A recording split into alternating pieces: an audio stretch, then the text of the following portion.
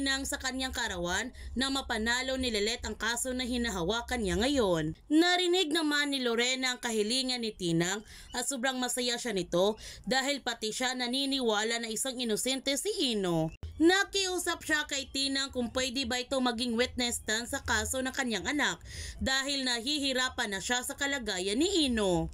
Hindi naman makapagdesisyon kagad si Tinang dahil malaki pa rin ang naitulong ni Ramer sa kanyang pamilya.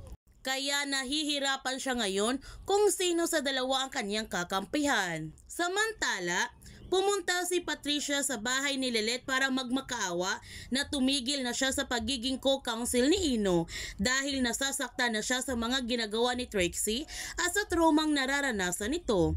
Nagulat si Lelet sa kabaitan na ipinakita ni Patricia sa kanya. Magpapauto kaya si Lelet kay Patricia na alam naman natin na ginagawa ito ni Patricia ng magmamakawa kay Lelet para manalo sila sa kaso? Yan ang ating aabangan sa Lelet Matias. Kung bago ka pa channel ko, don't forget to like, subscribe, and click notification bell para palagi kang updated sa mga videos in-upload ko. Thank you for watching and God bless to everyone!